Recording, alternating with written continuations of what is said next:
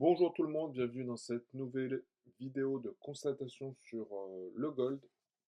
Alors je vais essayer un peu de parler fort. Je vais prochainement investir dans un micro, comme ça le problème sera résolu.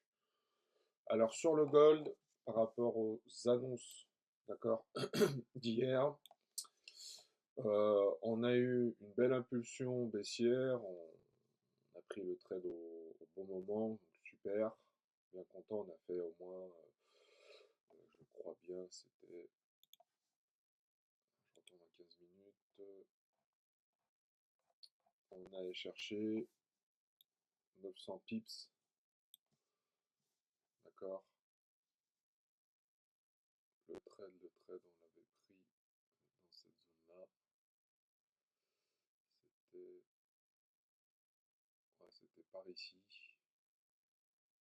voilà. Et on est allé prendre 800 pips, d'accord. Donc impeccable. Si je dézoome, je reviens en 4 heures. Toujours aller dans les plus hautes unités de temps pour commencer sa constatation, d'accord. Qu'est-ce qu'on constate? Alors, je vous ai fait un retracement, d'accord, de Fibonacci baissier. Donc, le prix n'est toujours pas revenu corriger aux 0,61 pour couler vraiment et pour partir sur une tendance baissière à partir de ce niveau de retracement haussier de Fibonacci, d'accord, ces zones-là. Qu'est-ce qu'on constate également? Alors, si je vais maintenant en 1 heure, je descends en unité de temps, on constate une figure de retournement haussière. D'accord. Figure de retournement haussière. Nous avons un W épaule, tête épaule, et on a cassé la ligne de coup ici. D'accord. Mais là, on commence voilà, à stagner. Avant un fort mouvement haussier, qui est fort probable. D'accord. Et si je descends en 30 minutes, voilà. Vous voyez, on a la jambe, épaule,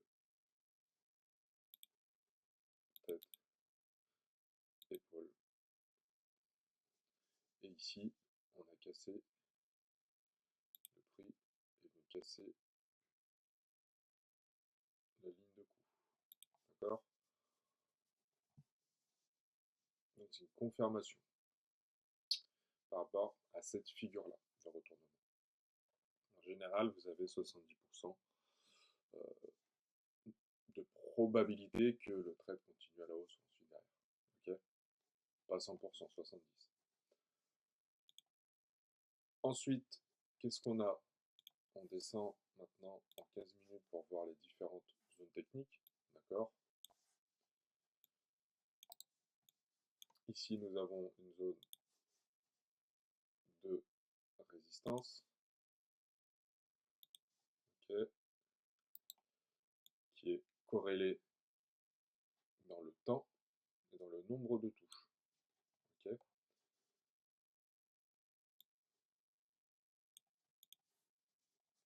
Comme tu peux le voir,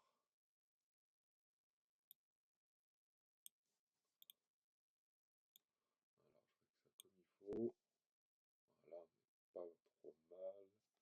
Comme tu peux le voir, c'est une zone ici pour le moment de résistance, mais qui est corrélée par rapport au temps et au nombre de touches. Okay. C'est-à-dire que c'est une zone avec sur un temps, je prends exemple ici, depuis le 27 octobre, d'accord. Si je dézoome un peu,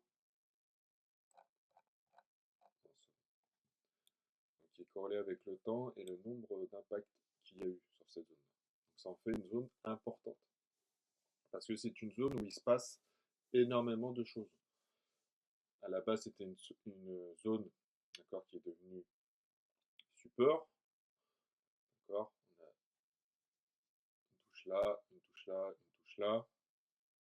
Après, a bien rebondi. Ensuite, on est venu casser cette zone-là. Cette zone, ensuite, a fait office de résistance. D'accord, ici, comme tu peux le voir. Quand on est venu casser cette résistance, le prix ensuite est parti à la hausse. D'accord, il a fait à 3985, il est allé chercher les 4030. D'accord, donc, comme tu peux le voir, ensuite, quand il a cassé, il est venu dans cette zone de prix. Pourquoi je vous explique ça, pardon? Parce que le prix répète toujours ce qu'il a fait dans le passé. D'accord? Et ça, à l'aide également de la géométrie de marché. La géométrie de marché, ça fait partie du marché tout simplement. Ok, je vais te montrer tout ça après, si ça t'intéresse. La géométrie de marché. D'accord? On appelle ça également la redondance des cycles. Donc là, le prix est venu casser ici, tac, on a formé un W, figure de retournement, d'accord, tac, on est venu casser la ligne de coût qui confirme cette figure-là, d'accord, qui la valide. Là, le prix actuellement essaye, voilà, de venir casser la zone de résistance, ok.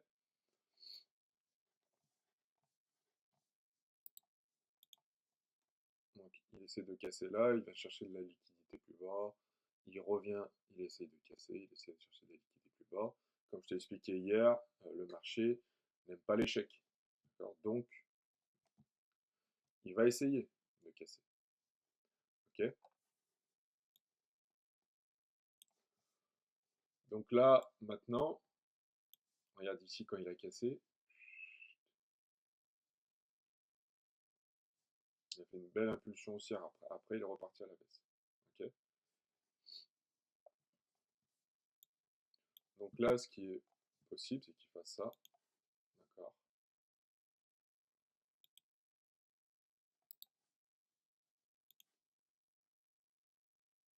Tac.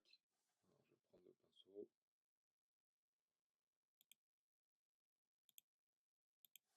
Qu'il fasse ça. Tac. Il va me casser la zone de résistance. Il va faire un retest dessus. D'accord. Et ensuite partir à la hausse. Soit ensuite il casse tout en haut, par le haut, ou soit il reproduit exactement ce qu'il a fait dans le passé. D'accord. Et là, il peut revenir également derrière casser. Après, tout dépend des annonces économiques de la journée, etc. Ok, il faut bien prendre ça en compte également. Donc, il peut reproduire exactement là ce qu'il a fait. D'accord.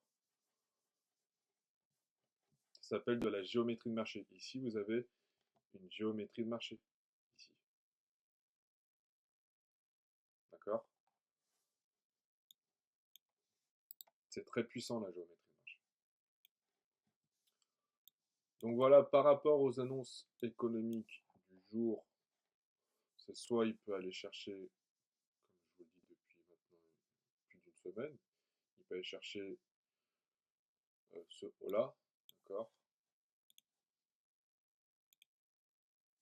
ce haut-là, pour ensuite couler fortement et aller chercher les niveaux de ces retracements haussiers de Fibo pour partir sur une tendance baissière. Okay,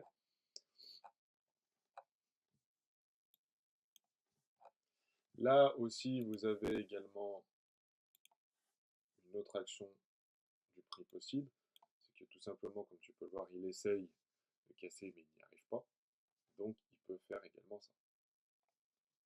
Parce que ici, pour le moment, nous sommes sur une situation baissière. Pourquoi?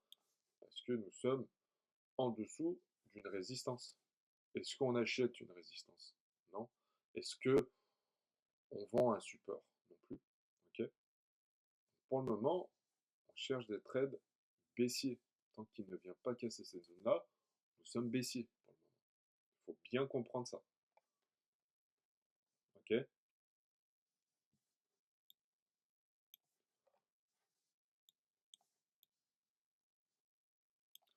Voilà pour aujourd'hui.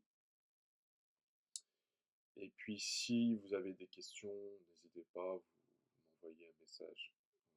Vous envoyez un message sur la vidéo, d'accord, en dessous de la vidéo. Ou soit bah, vous me rejoignez directement sur Telegram si vous voulez en savoir plus sur nos services.